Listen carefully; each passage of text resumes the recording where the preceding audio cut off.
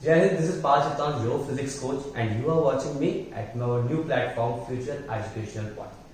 तो ये मेरा फर्स्ट लेक्चर है। तो आज मैं अपने फर्स्ट लेक्चर में आपको इंट्रोडक्शन कराऊंगा अपने फिजिक्स के सिलेबस के साथ। इसके अलावा मैं आपको ये भी बताऊंगा कि आपके जो फिजिक्स का जो सिलेबस है उसमें जो टॉपिक्स हैं, उसमें जो फिजिक्स की जो भी ब्रांचेस हैं, उनको आपने प्रीवियस क्लासेस में कहाँ तक आपने किस लेवल तक आपने उसकी स्टडी की है।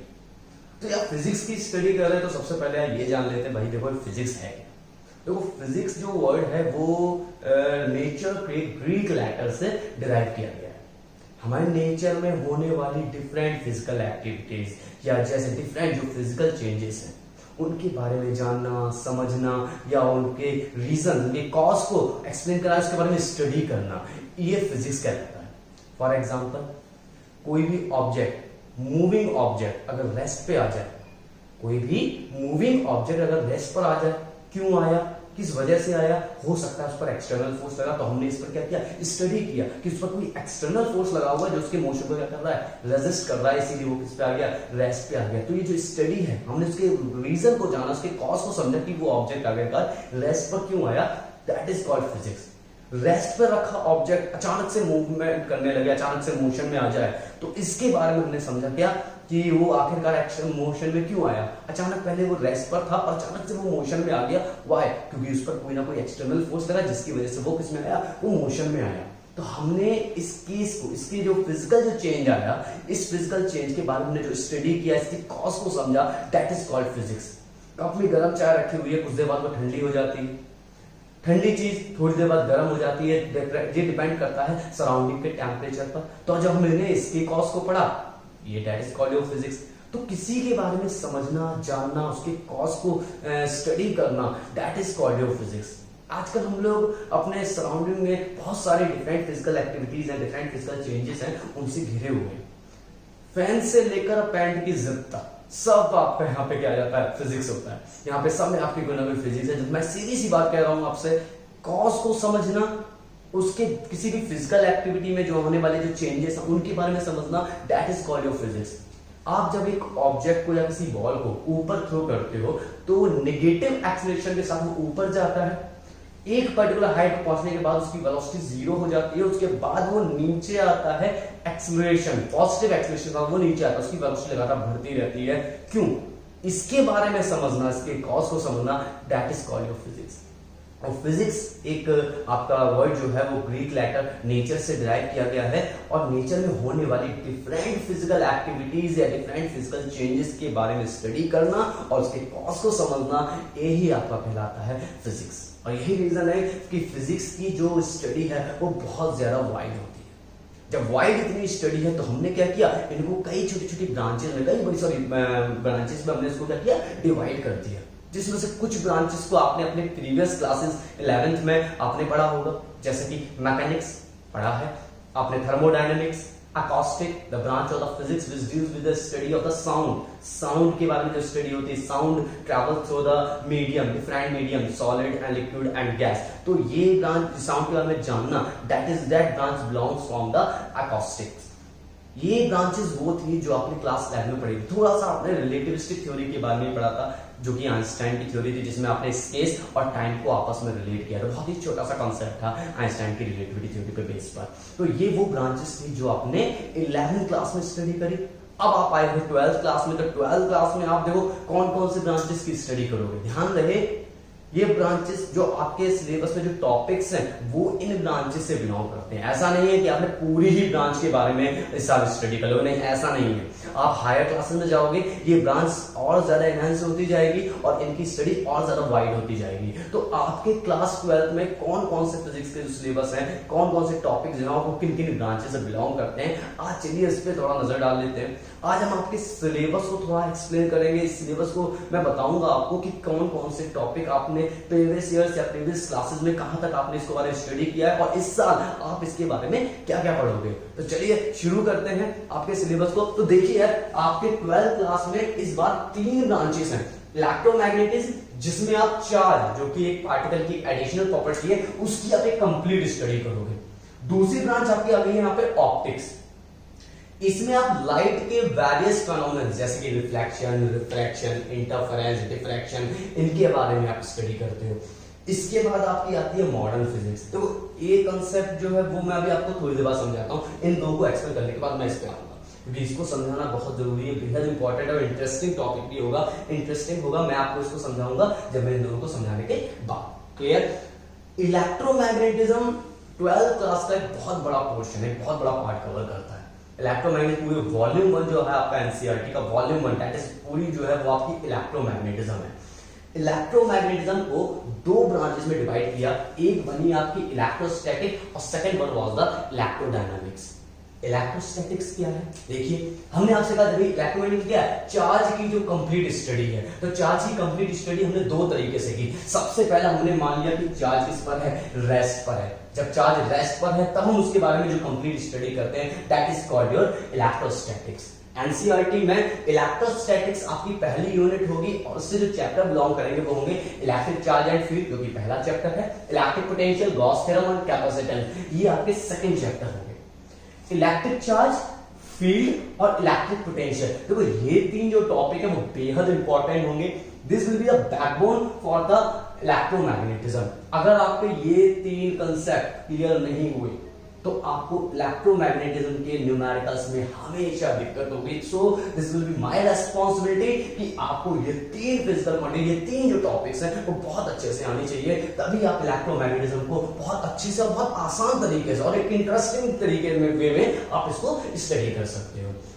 आपके लिए देखो गॉस थ्योरम और कैपेसिटेंस बिल्कुल नया है, तो मैं इनको बिल्कुल भी एक्सप्लेन नहीं करूंगा। जब आपके लेक्चर्स आएंगे तो मैं आपको इसमें ये एक्सप्लेन कर दूंगा।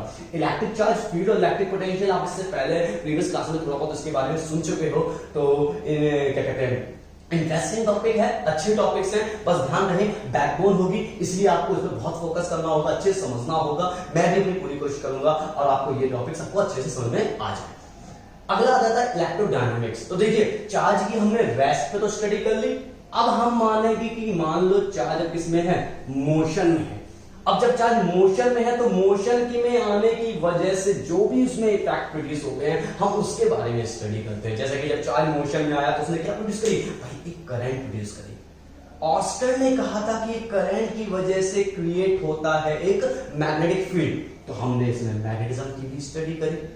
क्लास 10 में आपने पढ़ा था फैराडे के कंसेप्ट को, जिसमें आपने ये जाना था कि एक वैरिंग मैग्नेटिक फ्लक्स अगर किसी क्लोज सर्किट से या किसी एक सर्किट से लिंक करता है तो उसमें करंट इंड्यूस होती है, and that phenomenon is known as electromagnetic induction. तो 10th क्लास में बहुत थोड़ा सा कंसेप्ट था, इस बार ये कंसेप्ट बहुत ज्यादा एनहांस्ड है और बहुत ही इंटरेस्टिंग भी होगा और थोड़ा सा टिपिकल भी होगा। लेकिन अगर आप, मैंने जैसा कहा, अगर आप चार्ज, फील्ड और पोटेंशियल को क्लियरली बहुत अच्छे से कर लेते हो तो ये EMI भी आपको बहुत आसानी से आएगा। EMI पे बेस्ड न्यूमेरिकल्स, EMI पे बेस्ड डेरिवेशंस, EMI पे बेस्ड क्वेश्चंस जो है वो बहुत ही क्या कहते हैं, मतलब 3 नंबर या 5 मार्क्स में भी ये ना आ जाते हैं, तो बोर्ड के लिए बहुत ही इंपॉर्टेंट टॉपिक होता है। EM बेस्ड चार्ज पार्टिकल, जो भी मैंने कहा कि हम इलेक्ट्रोडायनामिक्स में क्या कर रहे हैं, जब चार्ज पार्टिकल मोशन में है और मोशन की वजह से जो भी इफेक्ट प्रोड्यूस हो रहे हैं, जैसे कि करंट प्रोड्यूस हुई, मैग्नेटिज्म प्रोड्यूस हुआ, इलेक्ट्रोमैग्नेटिक इंडक्शन, ये सब आपके चार्ज मोशन की वजह से प्रोड्यूस हुए। यह EM वेव भी ऐसा ही है, जब चार्ज पार्टिकल आपका एक्सेलरेट करता है तो ये क्रिएट करता है एक इलेक्ट्रोमैग्नेटिक वेव। तो इस इलेक्ट्रोमैग्नेटिक वेव्स ये आपका आखिरी टॉपिक होगा, इस वॉल्यूम का इलेक्ट्रोडायनामिक्स का आखिरी टॉपिक होगा। आसान है, इजी है और बेहद इंटरेस्टिंग भी है, अच्छा टॉपिक है, तो इसमें आपको ज्यादा कोई खास दिक्कत नहीं होगी। बस इस बात का ध्यान रहे, मैग्नेटिज्म, EMI, गॉस थ्योरम और कैपेसिटेंस, ये आपके टॉपिक थोड़े टिपिकल पड़ जाते हैं। और ये टिपिकल इसलिए पड़ जाते हैं क्योंकि चार्ज, फील्ड और पोटेंशियल को बच्चा अच्छे से समझ नहीं पाता है। तो इसलिए मेरी ये रिस्पांसिबिलिटी है कि आपको ये अच्छे समझ में आए और आपका भी फोकस बनेगा, आपका भी रिस्पांसिबिलिटी होगी कि आप इन सब कॉन्सेप्ट को बहुत अच्छे तरीके से तैयार करें। तो चलिए अब बात कर लेते हैं अपने सेकेंड ब्रांच पर। क्लियर? ऑप्टिक्स। ऑप्टिक्स क्या है? ऑप्टिक्स फिजिक्स की वो ब्रांच है जिसमें आप लाइट के वेरियस फेनोमेना जैसे reflection, refraction, interference, diffraction and polarisation इनके बारे में स्टडी करते हैं। मतलब लाइट के वजह से जो भी फेनोमेना अकर होते हैं, वेरियस फेनोमेना जो अकर हो रहे हैं, हम उनके बारे में स्टडी करते हैं। ऑप्टिक्स को सब डिवाइड किया दो टाइप से, एक रे ऑप्टिक्स और एक वेव ऑप्टिक्स। मतलब लाइट की जो स्टडी थी वो दो तरीके से की जा सकती थी, एक तो रे ऑप्टिक्स और एक वेव ऑप्टिक्स। भाई ये क्या है? रे ऑप्टिक्स में हम लोग लाइट के रेक्टिलिनियर कंसेप्ट को समझते हुए आगे बढ़ते हैं। मतलब लाइट के हम रेक्टिलिनियर कंसेप्ट से स्केल फेनोमेना को स्टडी करते हैं। रेक्टिलिनियर कंसेप्ट को ये एक्सप्लेन करता है। रेक्टिलिनियर क्या है? लाइट ना हमेशा स्ट्रेट चलती है। ये जो स्ट्रेट चल रही है ना, यही इसका रेक्टिलिनियर कंसेप्ट है। लाइट जब प्रोपेगेट करती है तो वो सीधी करती है। ऐसा नहीं है कि वो कर्व चल रही है, ऐसा नहीं कि वो ऐसे घूमती हुई आ रही है, नहीं नहीं नहीं। लाइट हमेशा क्या चलती है? वो सीधी चलती है, चाहे वो रिफ्लेक्ट हो या रिफ्रैक्ट हो किसी मीडियम के थ्रू, वो हमेशा चलेगी कैसे? वो बिल्कुल सीधी चलती है। उसका जो प्रोपेगेशन है वो बिल्कुल स्ट्रेट होता है। तो उसका जो स्ट्रेट जो प्रोपेगेशन है that is called your rectilinear propagation. जैसे अगर हम बात करें कि एक मान लो एक प्लेन मिरर है, this is your plane mirror, हम क्वांटिटी मिरर या कॉन्वेक्स मिरर भी ले सकते हैं, कोई लेंस भी ले सकते हैं। और यहाँ पर हमने कहा कि यहाँ पे एक मान लो एक पॉइंट सोर्स है, तो चलिए मान लेते हैं हमने ये दो रेज इस तरीके से कंसीडर करी, एक रे ये रही और एक रे ये रही। एक इस पॉइंट पे इंसिडेंट करती है और एक बी पॉइंट पे इंसिडेंट करती है। तो इंसिडेंट करने के बाद ऑब्वियस सी बात है ये रिफ्लेक्ट बैक हो जाएगी। तो जब ये रिफ्लेक्टेड जो रे होगी वो कैसी होगी? बिल्कुल स्ट्रेट होगी। क्लियर? तो लाइट का जो प्रोपेगेशन है वो हमेशा कैसा होता है? रेक्टिलिनियर होता है। तो इस ब्रांच में, इस रे ऑप्टिक्स में आप हम क्या करोगे? लाइट के रेक्टिलिनियर प्रोपेगेशन के कंसेप्ट को स्टडी करोगे। अब इसमें कौन कौन से आपके चैप्टर एनसीईआरटी में आ रहे हैं? देखो, रिफ्लेक्शन जो कि आपने क्लास 10 में पढ़ा हुआ है, स्टडी किया हुआ है। रिफ्रैक्शन ये भी आपने 10 क्लास में स्टडी किया। रिफ्लेक्शन कंसेप्ट जो है वो ज्यादा एनहांस नहीं किया गया, वो थोड़ा सा एनहांस हुआ है, बस थोड़ा सा उसका जो न्यूमेरिकल लेवल जो है उनको थोड़ा सा इंप्रूव कर दिया गया है 10 से सीधा 12th में। रिफ्रैक्शन में कुछ नए टॉपिक्स आपके आएंगे जो हम तभी डिस्कस कर लेंगे। डिस्पर्जन, आप जानते हो डिस्पर्जन लाइट का जो स्प्लिटिंग, जब लाइट प्लेन से पास हुई तो वो स्प्लिट हो गई थी। और इसके अलावा बाद में ऑप्टिकल इंस्ट्रूमेंट, इन सभी फेनोमेनन्स में लाइट के रेक्टिलिनियर प्रोपेगेशन के बारे में स्टडी की गई है। रिफ्लेक्शन और रिफ्रैक्शन का जो यूज है, इन दोनों कॉन्सेप्ट का जो यूज है, इस रिफ्लेक्शन और रिफ्रैक्शन का जो यूज है वो आपका आता है ऑप्टिकल इंस्ट्रूमेंट में। अब ऑप्टिकल इंस्ट्रूमेंट क्या है? याद करो 10th क्लास में आपने मायोपिया, हाइपरमेट्रोपिया पढ़ा। मायोपिया और हाइपरमेट्रोपिया की करेक्शन करने के लिए हम लोगों ने इसको किस टाइप के स्पेक्टिकल्स या लेंसेज की जरूरत होती थी, क्या फोकल लेंथ होनी चाहिए थी, उसके जरिए हमने कुछ चश्मे बनाए, स्पेक्टिकल्स बनाए, तो वो आपके ऑप्टिकल इंस्ट्रूमेंट में आ जाते हैं। तो इस बार आप उन ऑप्टिकल इंस्ट्रूमेंट के बारे में भी समझोगे। और इसके अलावा टेलीस्कोप और माइक्रोस्कोप, ये आपके लिए बिल्कुल नए होंगे, नए कंसेप्ट होंगे, इनको भी आपको इसी में स्टडी करना पड़ेगा। बात क्लियर? वेव ऑप्टिक्स पे बात कर लेते हैं। वेव ऑप्टिक्स देखो, इसमें क्या है? आप लाइट के कंसेप्ट को वेव, मतलब लाइट को वेव कंसेप्ट में मानकर स्टडी करते हो। भाई देखो वेव क्या है? वेव क्या है? एनर्जी का प्रोपेगेशन, मतलब व्हेन एनर्जी और एनी डिस्टरबेंस, एनर्जी या कोई डिस्टरबेंस एक पॉइंट से दूसरे पॉइंट ट्रेवल करता है तो उसका जो प्रोपेगेशन है उसको हम लोग वेव कहते हैं। 11th क्लास में इसकी डेफिनेशन दी है। वेव क्या है? The energy propagation of the energy और डिस्टरबेंस या किसी भी तरीके का कोई डिस्टरबेंस है, कोई भी तरह की खलबली जब एक जगह से दूसरे पे ट्रैवल करती है। जैसे हमने कहा कि अब हम लोग भी कोई आवाज निकाले, साउंड निकाले, दूसरा बंदा उसको लिसन करता है, सुनता है, तो हमारी जो साउंड वेव है एक एनर्जी के फॉर्म में एक जगह से दूसरी जगह ट्रैवल करती है in the form of a wave. Clear हो गई ये बात? तो वेव क्या? Wave is the propagation of energy या propagation of some disturbance from one point to another point. तो यहाँ वेव ऑप्टिक्स देखो क्या है? Light is an electromagnetic wave, जो कि आप सब जानते हो। लाइट क्या है? लाइट एक इलेक्ट्रोमैग्नेटिक वेव है। Light is also form of energy.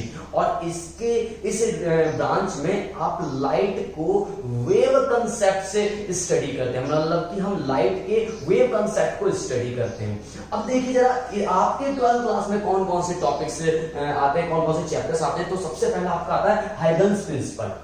Clear? Huygens principle इस वेव ऑप्टिक्स का ब्रांच है, सबसे वेव ऑप्टिक्स का बैकबोन होगी। इसके बाद इंटरफेरेंस, डिफ्रैक्शन और पोलराइजेशन। इंटरफेरेंस, डिफ्रैक्शन और पोलराइजेशन और हाइगन्स, सभी पूरा वेव ऑप्टिक्स जो कंप्लीट वेव ऑप्टिक्स है ये आपके लिए बिल्कुल नहीं है। इसके बारे में आपने इससे पहले ज्यादा कुछ भी नहीं सुना होगा। डिफ्रैक्शन वर्ड में भी आपने सुना हो, लेकिन इसके बारे में कोई भी खास आपने स्टडी नहीं करी है। इसलिए मैं सिर्फ आपसे इसमें यहाँ पे एक बात बोलूंगा कि आपको सबसे ज्यादा जो ध्यान देना है वो देना है अभी इस पर, हाइगन्स प्रिंसिपल पर। हाइगन्स प्रिंसिपल अगर आपको थोड़ा सा भी अगर उसमें डाउट होता है तो इंटरफेरेंस डिफ्रैक्शन को समझने में थोड़ी दिक्कत हो सकती है, इसीलिए मेरी रेस्पॉन्सिबिलिटी होगी कि हाइगन प्रिंसिपल के टॉपिक, हाइगन प्रिंसिपल जो कंसेप्ट है वो आपको बहुत ही अच्छी तरीके से समझ में आ जाना चाहिए, क्लियरली अंडरस्टूड होना चाहिए। आपको कोई प्रॉब्लम होती है तो प्लीज जरूर मुझे बताइए, जरूर कोई भी डाउट मन में मत रखना। कंसेप्ट को कोई भी अगर आपको कंसेप्ट से कोई भी डाउट होता है तो प्लीज को मन में मत रखना, कमेंट सेक्शन में या किसी भी तरह से हमसे कांटेक्ट करके आप बताइएगा जरूर। हाइगन प्रिंसिपल एक बैकबोन होगा इंटरफेरेंस, डिफ्रैक्शन और कोलाइजन जैसे टॉपिक्स के लिए, मतलब इन शॉर्ट हाइगन प्रिंसिपल वेव ऑप्टिक्स को समझने के लिए बहुत ही इंपॉर्टेंट है, तो इसमें किसी भी तरीके की कोई भी गलती नहीं होनी चाहिए, ध्यान रहे आपको। तो चलिए अब हम आते हैं अपनी थर्ड ब्रांच मॉडर्न फिजिक्स पर। मॉडर्न फिजिक्स क्या है इस पर भी थोड़ी देर बाद में आते हैं, अभी फिलहाल मैं आपको ये बता रहा हूं कि इस ब्रांच से कौन से चैप्टर आपके सिलेबस से बिलोंग करते हैं। तो जिसमें सबसे पहला चैप्टर आता है आपका dual nature of matter and radiation. ये आपके लिए बिल्कुल नया होगा, नया कंसेप्ट होगा और इजी भी है, अच्छा है, टॉपिक बढ़िया है, मजेदार है, पढ़ने में अच्छा लगेगा आपको, ज्यादा कठिन भी नहीं है, ज्यादा हार्ड भी नहीं है, सॉरी ज्यादा इजी भी नहीं है। इसके बाद आपका आता है एटम और एंड न्यूक्लियाई। एटम में आप वही स्टडी करोगे जो आप थोड़ा बहुत जानते हो 11th क्लास में, जैसे आपने स्ट्रक्चर ऑफ एटम के बारे में स्टडी किया, स्ट्रक्चर ऑफ एटम जिन लोगों ने दिया जैसे थॉमसन मॉडल, रदरफोर्ड, नील बोर्स, इनकी लिमिटेशंस, इसके अलावा इलेक्ट्रॉन्स के energy level, different energy levels, हम टोटल ओवरऑल जो स्टडी इस एटम में करेंगे। न्यूक्लियाई में nuclear fission, fusion, nuclear reaction, radio activity, nuclear binding energy जो न्यूक्लियस को बाउंड करता है। आप यहाँ पे ये भी सीखोगे कि आयरन का न्यूक्लियस क्यों नहीं डिसइंटीग्रेट होता, यूरेनियम का न्यूक्लियस क्यों डिसइंटीग्रेट हो जाता है, क्यों वो टूट जाता है, तो ये सब आप कंप्लीट स्टडी न्यूक्लियाई में करोगे। मतलब इन शॉर्ट आज इस चैप्टर में आपको रेडियो एक्टिविटी का कॉज भी पढ़ने को मिलेगा, इसके अलावा nuclear reaction, nuclear fission, fusion और न्यूक्लियर रिएक्टर्स के बारे में भी आप इसमें स्टडी करेंगे। इसके अगला जो चैप्टर है वो भी आपके लिए बिल्कुल नया होगा, सेमीकंडक्टर एंड सेमीकंडक्टर डिवाइसेस। ये चैप्टर भी आपके लिए बिल्कुल नया है, लेकिन इसके बारे में अगर थोड़ी सी बात करूं तो मैं आपको बता देता हूं। देखो हम लोग जो भी आजकल इलेक्ट्रॉनिक डिवाइसेस यूज कर रहे हैं, उन इलेक्ट्रॉनिक डिवाइस में कई छोटे छोटे कंपोनेंट्स लगे हुए हैं, कई छोटे छोटे कंपोनेंट्स लगे हैं और हर एक कंपोनेंट जो है वो इलेक्ट्रिकल एनर्जीज पे वर्क कर लेता है, मतलब इलेक्ट्रिकल एनर्जी से वो उस पर वर्क करता है। क्लियर? अच्छा, अब डिवाइस के लिए जरूरी है कि जो कंपोनेंट उसमें लगे हुए जो उस डिवाइस को ऑपरेट करते हैं, उन कंपोनेंट्स के पास जो इलेक्ट्रिक करंट या पोटेंशियल जो भी इलेक्ट्रिकल एनर्जी पहुंच रही है वो कंट्रोल मैनर में पहुंचनी चाहिए। जैसे किसी भी डिवाइस में जैसे कोई क्वाइटल कंपोनेंट है, अब वो कंपोनेंट में बताया गया कि अगर इस कंपोनेंट पे 10 वोल्ट से ज्यादा का पोटेंशियल मिला या 10 एम्पीयर से ज्यादा की मान लो करंट पहुंची तो ये कंपोनेंट खराब हो जाएगा। तो इसीलिए हम लोग पहले वहां पर वैक्यूम ट्यूब्स का यूज करते थे। वैक्यूम ट्यूब्स करंट को कंट्रोल मैनर में यूज करता था ताकि ये डिवाइसेस उनको कंट्रोल मैनर में, करंट को कंट्रोल मैनर में यूज कर सकें, कोई भी डिवाइस जरा खराब ना हो। तो वैक्यूम ट्यूब्स का यहाँ पर ये यूज था। लेकिन प्रॉब्लम एक यहाँ पे ये थी कि वैक्यूम ट्यूब्स बहुत भारी, मतलब बड़े थे, साइज उनका ज्यादा होता था, बहुत ही महंगे भी होते थे, कॉस्टली भी थे, इसके अलावा बहुत जल्दी खराब भी हो जाते थे, हीट भी बहुत ज्यादा हीट एनर्जी भी बहुत ज्यादा रिलीज करते थे, नॉइज भी प्रोड्यूस करते थे। तो इन शॉर्ट इकोनॉमिकली देखा जाए और तरीकों से देखा जाए तो वैक्यूम ट्यूब जो थे वो हमारे लिए अच्छे नहीं थे, बट क्या करें, मजबूरी थी जो हमको इनका यूज करना पड़ता था। लेकिन जब सेमीकंडक्टर्स आए तो सेमीकंडक्टर डिवाइसेस के जरिए हमने क्या किया, वैक्यूम ट्यूब को पूरी तरीके से रिप्लेस कर दिया। सेमीकंडक्टर डिवाइसेस बहुत छोटे छोटे थे, बहुत छोटे थे, चीप थे, इनकी ड्यूरेबिलिटी भी बहुत ज्यादा थी, लॉन्ग लास्टिंग, लंबे समय तक चलते थे, नॉइज भी क्रिएट नहीं करते थे, बहुत ही कम नॉइज या बिल्कुल ना के बराबर की नॉइज क्रिएट करते थे।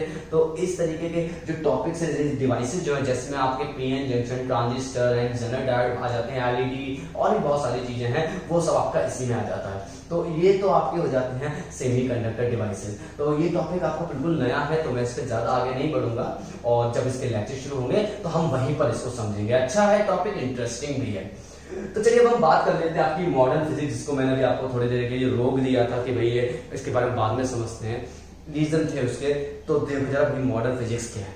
देखो बेटा, हमारी जो पुरानी फिजिक्स है that is called classical physics, जिसको हम न्यूटोनियन फिजिक्स के नाम से भी जानते हैं। हमारी क्लासिकल फिजिक्स और न्यूटोनियन फिजिक्स, बहुत ध्यान से सुनना, हमारी जो क्लासिकल फिजिक्स है या न्यूटोनियन जो फिजिक्स है वो उन चीजों के बारे में या उन ऑब्जेक्ट्स के बारे में स्टडी करती है जो हमको विजिबल हो, या उससे प्रोड्यूस होने वाले जो इफेक्ट हैं वो हमें विजिबल हो, या जैसे उन ऑब्जेक्ट्स के बारे में स्टडी करेगी जिनकी स्पीड, अगर वो मूव कर रहे हो और उनकी स्पीड लाइट से बहुत कम है, मतलब कि हम उसको देख सकें। तो ये आपकी क्लासिकल फिजिक्स में आ जाती है। कुछ टॉपिक्स, कुछ कंसेप्ट्स ऐसे थे जहां पे ऑब्जेक्ट का जो मास जो था, या ऑब्जेक्ट का जो मास जो है वो बहुत कम है, उनका साइज बहुत ही छोटा है, इतना छोटा कि हम उसको नहीं देख सकते। उनकी स्पीड लाइट से स्पीड के बराबर है, या लाइट के लगभग की स्पीड के लगभग बराबर, रिलेटिव है उसके। तो हम उन ऑब्जेक्ट्स के बारे में इस आसानी से, उस कॉन्सेप्ट को आसानी से स्टडी नहीं कर सकते थे। तो उसको आप क्लासिकल मैकेनिक्स से स्टडी नहीं कर सकते, आप क्लासिकल फिजिक्स उनको ऐसे कॉन्सेप्ट्स को एक्सप्लेन नहीं कर सकते थे। इन कॉन्सेप्ट्स को एक्सप्लेन करने के लिए क्वांटम मैकेनिक्स, या कह दो आइंस्टाइन की जो रिलेटिविस्टिक थ्योरी है, उसको हम सामने लेकर आए। क्वांटम मैकेनिक्स ने कहा क्लासिकल फिजिक्स से कि जिन चीजों को आप एक्सप्लेन नहीं कर सकते उनको मैं आपको एक्सप्लेन करके दूंगा, मैं बताऊंगा इनके रीजंस को, आप मत बताइए। आप केवल बड़े बड़े ऑब्जेक्ट्स के बारे में बात कीजिए, आप उन ऑब्जेक्ट्स के बारे में बात कीजिए जिनकी स्पीड को आप देख सकते हो, आप उन ऑब्जेक्ट्स के बारे में बात कीजिए जिनकी डिस्टेंस, जो ज्यादा से ज्यादा लॉन्ग डिस्टेंस कवर करते हो, आप उनके बारे में एक्सप्लेन कीजिए। हम किन के बारे में एक्सप्लेन करेंगे? जो बहुत ही छोटी छोटी चीजें जो हम लोगों को दिखाई नहीं देती, हम उनको एक्सप्लेन करेंगे। हम उनको एक्सप्लेन करेंगे जिनकी स्पीड लाइट की स्पीड के बराबर है, या लाइट के लमसम थोड़ी बहुत बराबर है। लाइट मतलब इनको, इसकी स्पीड को हम देख नहीं सकते। फॉर एग्जांपल अभी यूसैन बोल्ट की हम बात करें, वो भाग रहा है तो हम उसको देख सकते हैं, उसकी दौड़, उसकी रेस को हम देख सकते हैं। लेकिन बात करें हम डीसी के फ्लैश या डीसी के सुपरमैन की, तो उनकी स्पीड बहुत ज्यादा है, वो इतनी स्पीड से मूव करते हैं कि हम अपने आंखों से उनको नहीं देख सकते। तो उनके केस को स्टडी करने के लिए हमें क्या करना पड़ा? हमको क्वांटम मैकेनिक्स का सहारा लेना पड़ा। और quantum mechanics, Einstein relativity theory, ये जो है ये आपका पहुंच जाता है किसमें? मॉडर्न फिजिक्स में। क्लासिकल फिजिक्स क्या है? वो आपकी पुरानी फिजिक्स है, वो ओल्ड कॉन्सेप्ट पे बेस्ड है, वो न्यूटन के कॉन्सेप्ट पे बेस्ड है उसको। और जो मॉडर्न फिजिक्स जो है वो आपके आइंस्टाइन के रिलेटिविटी के कॉन्सेप्ट पे बेस्ड है। और इसके अलावा उसको हम क्वांटम मैकेनिक्स भी कह सकते हैं। क्वांटम मैकेनिक्स भी इसी मॉडर्न फिजिक्स में आ जाती है। तो ये तो बात हो गई आपकी मॉडर्न फिजिक्स की, ये आपकी फिजिक्स की वो डिफरेंट ब्रांचेस हैं। अब मैं आपको बताता हूँ मैंने आपको ये ब्रांचेस के बारे में क्यों एक्सप्लेन किया है। देखो बेटा, ब्रांचेस, देखो ये आवाज आ रही थी बेटा, इसीलिए मैंने बार बार करके बंद करना पड़ता था। तो इन ब्रांचेस के बारे में मैंने आपको स्टडी इसलिए किया, देखो बेटा, किसी के बारे में जब आप पढ़ते हो, ठीक है ना, आज आपकी 12th क्लास की स्टार्टिंग होगी, मैं तो आपको अभी डेली लेक्चर या आपको प्रोवाइड जरूर कराऊंगा। तो जब आप कोई चीज़ की स्टडी करते हैं तो हमारे पास उसकी प्री प्लानिंग होनी चाहिए, हमें पता होना चाहिए कि हम इसके बारे में, हम किस ब्रांच के बारे में स्टडी करें, हम पढ़ के आ रहे हैं। इससे क्या होता है ना, आपकी स्टडी जो होती है वो क्वाइट इंटरेस्टिंग होती है, अच्छा लगता है, समझने में मजा आता है कि हाँ हमें पता है, हम इलेक्ट्रोडायनेमिक, मतलब हम चार्ज के बारे में पढ़ रहे हैं, आज हम चार्ज की कंप्लीट स्टडी कर रहे हैं। हाँ हमको पता है हम लाइट के वेरियस फेनोमेनन्स के बारे में स्टडी कर रहे हैं। इसीलिए ये मेरा तरीका है कि मैं आपको सबसे पहले सिलेबस के बारे में बताऊं, इसके जो सिलेबस है वो फिजिक्स के किन किन ब्रांचेस से बिलोंग करता है, उन ब्रांचेस के बारे में बताऊं। आई होप अगर आपको समझ में आया होगा, अच्छा लगा होगा, तो इसको रिवाइज कर लीजिए। जो सिलेबस जो है इसको पॉज करके जरूर नोट कर।